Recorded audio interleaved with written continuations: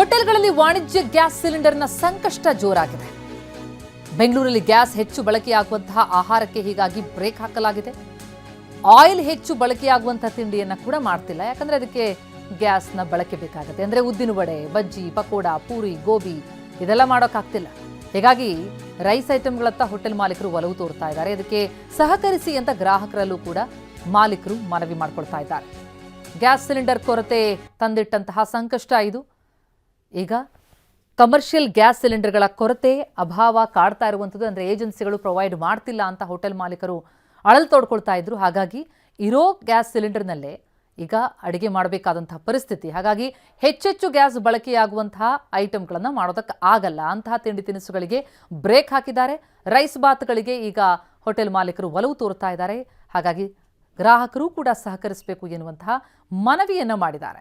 ಉದ್ದಿನ ವಡೆ, ಬಜ್ಜಿ, ಪಕೋಡ, ಪೂರಿ, ಗೋಬಿ ಇದೆಲ್ಲ ಮಾಡೋದಕ್ಕೆ ಆಗಲ್ಲ. ಹಾಗಾಗಿ ರೈಸ್ ಐಟಮ್ಗಳತ್ತ ಹೋಟೆಲ್ ಮಾಲೀಕರು ಒಲವು ತೋರ್ತಾ ಇರುವಂಥದ್ದು.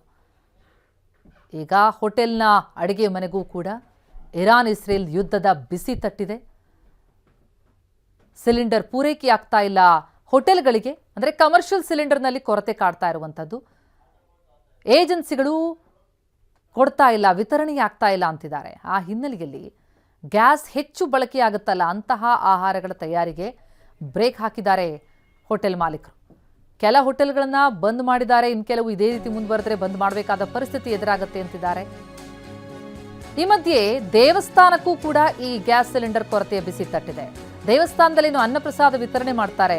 ಬನಶಂಕರಿ ದೇಗುಲದಲ್ಲಿ ಕಮರ್ಷಿಯಲ್ ಗ್ಯಾಸ್ ಕೊರತೆಯ ಹಿನ್ನೆಲೆ ಅನ್ನಪ್ರಸಾದ ಬಂದ್ ಆಗಿದೆ. ಕೆಲ ವರ್ಷಗಳಿಂದ ನಿರಂತರವಾಗಿ ಇಲ್ಲಿ ಪ್ರಸಾದ ಸೇವೆ ನಡೀತಾ ಇತ್ತು. ಬೆಳಿಗ್ಗೆ, ಮಧ್ಯಾಹ್ನ, ಸಂಜೆ 3 ಹೊತ್ತು ಭಕ್ತರಿಗೆ ಪ್ರಸಾದವನ್ನು ಕೊಡ್ತಾ ಇದ್ರು.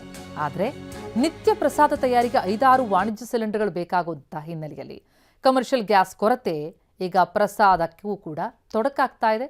ಪ್ರಸಾದ ಬಂದ್. 3 ಹೊತ್ತು ಕೂಡ ಪ್ರಸಾದ ತಯಾರಿ ಆಗ್ತಾ ಇತ್ತು ದೇಗುಲದಲ್ಲಿ. ನಾವು ಪ್ರತಿನಿಧಿ ವಿನಯ್ ಗ್ರೌಂಡ್ ರಿಪೋರ್ಟ್ ಕೊಟ್ಟಿದ್ದಾರೆ ದೇಗುಲದಿಂದ, ನೋಡೋಣ ಬನ್ನಿ. ಯುದ್ಧದ ಎಫೆಕ್ಟ್ ಇಂದ ರಾಜಧಾನಿ ಬೆಂಗಳೂರು ಸೇರಿದಂತೆ ದೇಶದಲ್ಲಿಯೇ ಕಮರ್ಷಿಯಲ್ ಸಿಲಿಂಡರ್ಗಳ ಅಭಾವ ಹೆಚ್ಚಾಗಿದೆ. ಹೀಗಾಗಿ ಬೆಂಗಳೂರಿನ ಹೋಟೆಲ್ಗಳ ಬಳಿಕ ಈಗ ರಾಜಧಾನಿಯ ದೇವಸ್ಥಾನಗಳಿಗೂ ಕೂಡ ತಟ್ಟಿರುವಂಥದ್ದು. ಸದ್ಯಕ್ಕೆ ನಾನೀಗ ಬನಶಂಕರಿ ದೇವಸ್ಥಾನದಲ್ಲಿದ್ದೀನಿ. ಬೆಂಗಳೂರಿನ ಐತಿಹಾಸಿಕ ಪ್ರಸಿದ್ಧ ದೇವಸ್ಥಾನಗಳಲ್ಲಿ ಒಂದಾಗಿರುವಂತಹ ಬನಶಂಕರಿ ದೇವಸ್ಥಾನದಲ್ಲಿ ಬೆಳಗಿನ ಸಮಯದಲ್ಲಿ ಸಿಹಿ ಖಾದ್ಯ, ಮಧ್ಯಾಹ್ನದ ವೇಳೆಯಲ್ಲಿ ಅನ್ನ ಮತ್ತು ಸಾಂಬಾರು, ಬಾಜಿ ಸೇರಿದಂತೆ ಸಿಹಿ ತಿನಿಸುಗಳನ್ನು ಸೇರಿದಂತೆ ಪ್ರಸಾದವನ್ನು ಸಿದ್ಧಪಡಿಸಿ ಬರುವಂಥ ದೇವಸ್ಥಾನದ ಭಕ್ತಾದಿಗಳಿಗೆ ನೀಡಲಾಗ್ತಾ ಇತ್ತು. ಆದರೆ ಸದ್ಯಕ್ಕೆ ಕಮರ್ಷಿಯಲ್ ಸಿಲಿಂಡರ್ಗಳ ಅಭಾವ ಎದುರಾಗಿದೆ. ಹೀಗಾಗಿ ನಾಳೆಯಿಂದ ಕೊಡೋದಕ್ಕೆ ಆಗೋದಿಲ್ಲ ಅನ್ನೋಂತಹ ಮಾಹಿತಿಯನ್ನು ಕೂಡ ನೀಡಿದ್ದಾರೆ. ಹೀಗಾಗಿ ನಾಳೆಯಿಂದ ಸಿಗದೇ ಇರುವಂತಹ ಅವರು ಏನು ಹೇಳ್ತಾರೆ, ಇಲ್ಲಿರುವಂಥ ಭಕ್ತಾದಿಗಳು ಯಾವ ರೀತಿಯಾಗಿ ಏನು ಅಭಿಪ್ರಾಯವನ್ನು ಹಂಚ್ಕೋತಾರೆ ಅಂತ ಕೇಳೋಣ. ಅಮ್ಮ, ನಾಳೆಯಿಂದ ಈಗ ದೇವಸ್ಥಾನದಲ್ಲಿ ಅನ್ನಪ್ರಸಾದವನ್ನು ನೀಡ್ತಾ ಇಲ್ಲ, ಯಾಕಂದರೆ ಗ್ಯಾಸ್ ಅಭಾವ ಎದುರಾಗಿದೆ. ಏನು ಹೇಳ್ತೀರಿ? ಏನು ಹೇಳೋದು, ಏನು ಹೇಳೋಕ್ಕಾಗಲ್ಲ. ಕೊಟ್ಟರೆ ನಾವು ಮಾಡ್ತೀವಿ, ಕೊಡಲಿಲ್ಲ ಏನು ಮಾಡ್ತೀವಿ, ಸುಮ್ಮನೆ ಆಗ್ತೀವಿ. ಇದು ಯುದ್ಧದ ಎಫೆಕ್ಟ್ ದೇವಸ್ಥಾನಗಳಿಗೂ ತಟ್ಟಿದೆ ಅಂತ. ಹೌದು. ಈ ಪ್ರಸಾದ ತೊಗೊಂಡ್ರಲ್ಲ ನೀವು, ಗ್ಯಾಸ್ ಅಭಾವದಿಂದ ನಾಳೆಯಿಂದ ಪ್ರಸಾದ ಮಾಡೋಕೆ ಆಗ್ತಾ ಇಲ್ಲ ಇಲ್ಲಿ. ತುಂಬ ಬೇಜಾರಾಗುತ್ತೆ. ನಾನಂದರೆ ವಾರಕ್ಕೊಂದ್ಸಲ ಮಂಗಳವಾರ ಬರ್ತೀನಿ. ಡೈಲಿ ಬರಲ್ಲ. ಡೈಲಿ ಬರೋವರೆಗೂ ತೊಂದರೆ ಆಗುತ್ತೆ ಇಲ್ಲಿ. ಆ ತೊಂದರೆ ಆಗಬಾರ್ದಂತ ನಾನು ಪ್ರಾರ್ಥಿಸ್ತೇನೆ. Thank you. ಇದು ಭಕ್ತಾದಿಗಳ ಅಭಿಪ್ರಾಯ ಆಗಿರುವಂಥದ್ದು. ಮೇಡಮ್, ಈಗ ದೇವಸ್ಥಾನಕ್ಕೆ ಬಂದ ತಕ್ಷಣ, ಬನಶಂಕರಿ ದೇವಸ್ಥಾನಕ್ಕೆ ಬಂದ ತಕ್ಷಣ ಪ್ರಸಾದ ತೆಗೆದುಕೊಳ್ತೀರಿ. ಈ ಯುದ್ಧದ ಎಫೆಕ್ಟ್ ಈಗ ಗ್ಯಾಸ್ ಸಿಗ್ತಿಲ್ಲ. ಹೀಗಾಗಿ ನಾಳೆಯಿಂದ ಉಚಿತ ಪ್ರಸಾದವನ್ನು ಏನು ನಾವು ಮಾಡ್ತೀವಿ ಅದನ್ನು ಮಾಡೋದಕ್ಕೆ ಆಗೋದಿಲ್ಲ ಅಂತ ಹೇಳ್ತಿದ್ದಾರೆ. ಅದೇ ಪಾಪ ಎಷ್ಟೊಂದು ಜನ ದೂರದಿಂದ ಬಂದಿರ್ತಾರೆ, ಅವ್ರಿಗೆ ಸ್ವಲ್ಪ ತೊಂದರೆ ಆಗುತ್ತೆ. ಇದು ಇಲ್ಲಿ ಒಂದೇ ಕಡೆ ಅಲ್ಲ, ಎಲ್ಲ ಕಡೆನೂ ಇದು ಪ್ರಾಬ್ಲಮ್ ಆಗ್ತಾ ಇರೋದು. ಬರೀ ದೇವಸ್ಥಾನ ಒಂದೇ ಇಲ್ಲ, ತುಂಬ ಕೆಳವರ್ಗದ ಜನಗಳಿಗೂ ಸಿಗ್ತಾ ಇಲ್ಲ. ಇವಾಗ ಗ್ಯಾಸ್ ಅಂದಾಗ ತುಂಬ ಪ್ರಾಬ್ಲಮ್ಸ್ಗಳಿದೆ. ತಾಯಿ ದೇವಸ್ಥಾನದಲ್ಲಿ ಪ್ರಸಾದ ಸಿಗ್ತಿಲ್ಲ ಅನ್ನೋದು ಎಷ್ಟು ಬೇಜಾರಾಗ್ತಿದೆ? ಬೇಜಾರಿದೆ. ಒಂದು ಸ್ವಲ್ಪ ಅಟ್ಲೀಸ್ಟ್ ಒಂದು ಸ್ವಲ್ಪನಾದ್ರು ಇದ್ದರೆ ಸರಿ. ಅಟ್ಲೀಸ್ಟ್ ಎಷ್ಟೋ ಸಮಾಧಾನ ಆಗುತ್ತೆ. ಹಸ್ಕೊಂಡು ಬಂದಿರ್ತಾರೆ, ಖಾಲಿ ಹೊಟ್ಟೆಲಿ ನಿಂಬೆಹಣ್ಣು ದೀಪ ಹಚ್ಚಿರ್ತಾರೆ, ಮತ್ತು ರಾಹು ಕಾಲದಲ್ಲಿ ಹಸಿರ್ತಾರಲ್ವ. ಸೊ ಒಂದು ಸ್ವಲ್ಪನಾದ್ರೂ ಇದೆ. ಉಪವಾಸ ಇದ್ದು ಬಂದು ಇಲ್ಲಿ ನಿಂಬೆಹಣ್ಣಿನ ಮಂಗಳಾರತಿ ಆದ ನಂತರ ಇಲ್ಲೇ ಊಟ ಮಾಡಬೇಕು ಅಂತಿರುತ್ತಾ? ಆ ಥರ ಏನಿಲ್ಲ. ಬಟ್ ಪ್ರಸಾದ ಸಿಕ್ಕಿದ್ರೆ ಮನ್ಸಿಗೂ ಒಂಥರ ನೆಮ್ಮದಿ ಅನಿಸುತ್ತೆ, ಶಾಂತಿ ಅನಿಸುತ್ತೆ. ಮನೆಗೆ ಹೋಗಿ ತಿನ್ನೋದಕ್ಕಿಂತ ಇಲ್ಲಿ ತಿಂದರೆ ಒಂಥರ ಖುಷಿ ಆಗುತ್ತಲ್ವ.